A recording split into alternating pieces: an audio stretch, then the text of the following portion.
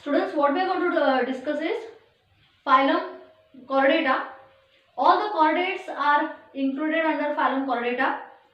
This we had discussed in the last period as well. I'll revise Urochordata today, subphylum Urochordata.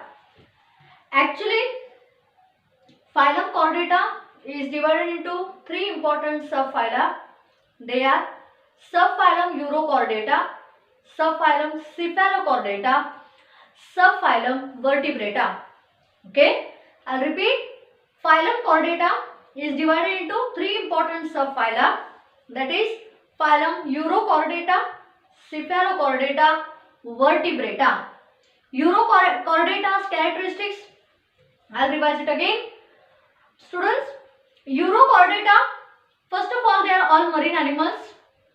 Second, the larvae are freely swimming organisms with the notochord present only in the tail part, and hence they are called urochordates because the notochord is present only in the tail part. Third, the larvae metamorphose, means body shading. The larvae metamorphose into adults. In that process, they settled at the bottom of the sea. Means larvae, they get settled at the bottom and then metamorphose into adults. Next, the skin is covered with test. The body is covered with a skin-like test or tunic. Body is covered with skin-like test or tunic. Next, they are hermaphrodites. These animals are generally hermaphrodites. Example, Doliolum you have Herdmania. These are the characters of Urochordata. Today's package, subphylum Cephalochordata.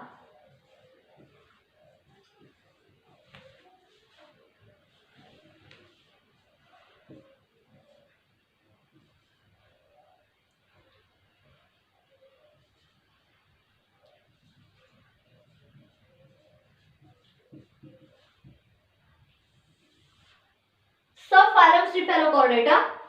They are marine, small fish-like animals. They are small in size. Second, notochord is present throughout the length of the body. Character number 3. Students, notochord is present throughout the length of the body. Pharynx is large. Pharynx is large and provided with gill slits. Pharynx हा large असतो and provided with gill slits. Fourth, they are unisexual. Example, Amphiopsis. Okay. Revision. Subphylum, second subphyla, that is subphylum Cephalochordata. They are marine, small fish-like animals. Notochord extends throughout the length of the body. Pharynx is large, provided with gill slits. They are all unisexual. How are they? They are all unisexual. Example, Amphiopsis. What is it? It is Amphiopsis. That's it. Are you okay? Next, subphylum Cephalochordata झाल्यानंतर subphylum Vertebrata, ज्याला आपण craniata पण म्हणतो. Vertebrata. Subphylum Vertebrata. The characters are as follows. The notochord is replaced by spinal cord. आपण vertebrates मध्ये येतो. Spinal cord, you know, this is spinal cord. You are very much aware of it. The notochord is replaced by spinal cord. Head is well developed.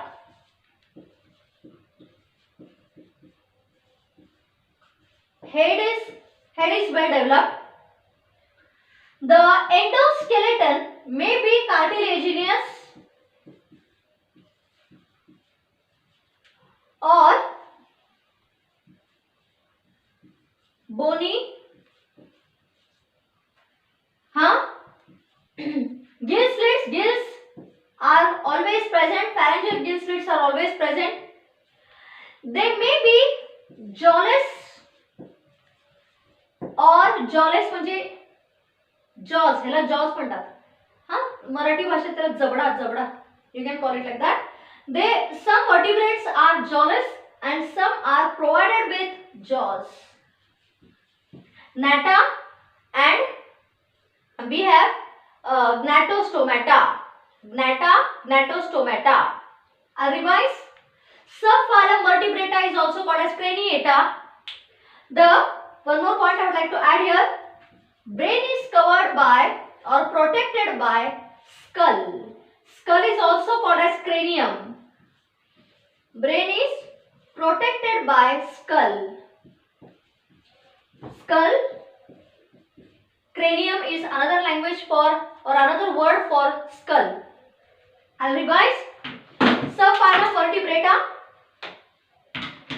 Subphylum Vertebrata. Notochord is replaced by spinal cord. Head is very well developed. आमचं डोकं develop आहे ना. We come under vertebrata, students. The endoskeleton means the skeleton present inside the body may be bony as we have or cartilaginous. Cartilaginous. This is cartilage. Okay. Pharyngeal gill slits are always present for respiration. They may be provided with jaws, that is Gnathostomata, and jawless or stomata. The brain is covered with skull, which is also called as cranium. I'll revise. The notochord is replaced by spinal cord. Head is well developed. The endoskeleton is cartilaginous or bony. Pharyngeal gill slits are provided for respiration, production of energy, breathing the way. Some are jawless, some are with jaws, and the brain is covered by cranium. That's it. This is subphylum Vertebrata. Next, the subphylum Vertebrata is classified into 6 classes. Subphylum Vertebrata is classified into 6 classes. The first is Cyclostomata.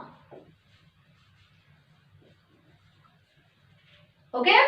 हा class number 1 आहे. हे सबफायलम वर्टिब्रेटाचे classes आहेत. Subphylum Vertebrata is classified into 6 classes. That is class Cyclostomata, class Pisces, Amphibia, Aves, Mammals, Reptilia. असे 6 classes आहेत. Today first among the 6 classes, the first one, that is class Cyclostomata. नीट आहे का? Class Cyclostomata characters are as follows. They are jawless, provided with suckers. These animals are jawless. जबडा नसतो त्यांना. Provided with suckers. Second, students, they are ectoparasites. They are mostly ectoparasites. Okay.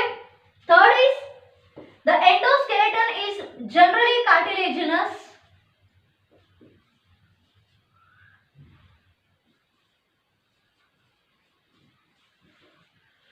The endoskeleton is generally cartilaginous. Next, the body is soft without any scales. खपल्या त्याला scales म्हणतात. माशांवर असतात तसं. The body is generally soft without any scales. Okay. These are the characters of class Cyclostomata. I'll repeat it again. Class Cyclostomata, they are jawless, provided with suckers. Okay. Next, they are mostly ectoparasites, means which survive on the external body parts. The endoskeleton is cartilaginous. The skin is soft, or the exoskeleton is soft without any scales. Okay, the exoskeleton is soft without any scales. These are the characters of class cyclostomata. Examples are, we can take the examples as you have something called as पेट्रोमायसिन आणि मायसिन. Okay, पेट्रोमायसिन आणि मायसिन असे दोन animals येतात. कळतंय? What is the characters of class cyclostomata? They are jaw is provided with suckers, mostly ectoparasites. Yes. Next, their body endoskeleton is mostly cartilaginous. The exoskeleton is soft without any scales provided on the body. These are the characters of cyclostomata. Examples: Pisces or petromyzin. These are the examples of class cyclostomata. Class number 2.